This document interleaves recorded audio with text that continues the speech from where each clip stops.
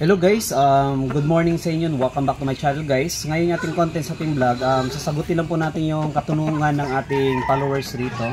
Boss, tanong lang, ano magandang gamot sa manok na payat na halos pikang tumuka? So ayun, yun natin yung magiging content sa ating vlog. Sasagutin po natin yung kanya message sa atin na humingi po siya ng tulong. Okay?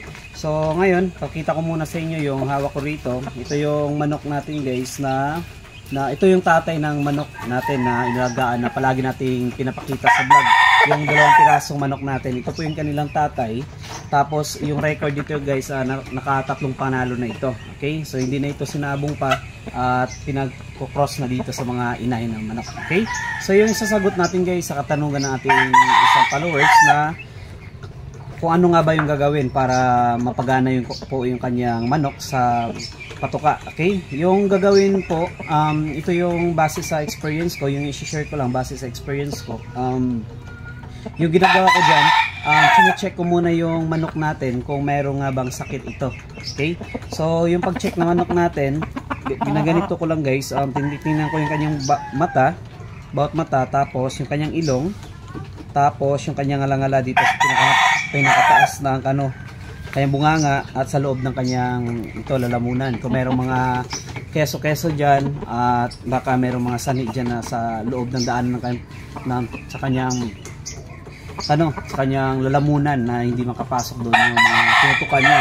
Okay, next yung ginagawa guys, ang hinihimas ko yung ating manok. Yan, hinihimas ko muna. Hihimasin natin yan. Kung merong lagnat or mainit po yung ating manok, yun, baka isa din yun sa dahilan kung bakit hindi po kumakain yung ating manok. Tapos kung wala namang sakit, okay naman yung ating alaga manok. Ito yung ginagawa ko next. Pagka umaga, binibigyan ko muna ng patuka.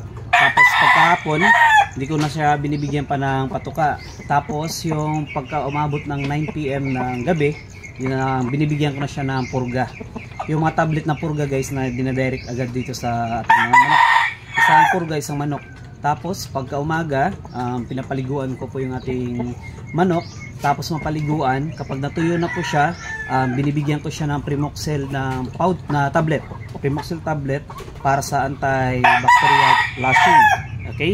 So after that, after 2 hours, yun, magbibigyan ako ng kaunting patuka. After na bigyan ng kaunting patuka, yun, magbibigay ako ng after 3 hours, magbibigay din ako ng B-complex or injectable or Bilamil dito sa ating alagang manok. Yun. After that, ipapahinga lang natin yung ating alagang manok. Kinabukasan, regular feeding na yung bibigay natin. Okay? So yung ginagawa ko sa mga manok natin na payat at mapili sa kanilang tinutukan. So yun lang guys yung share ko sa ating content. And thank you guys for watching.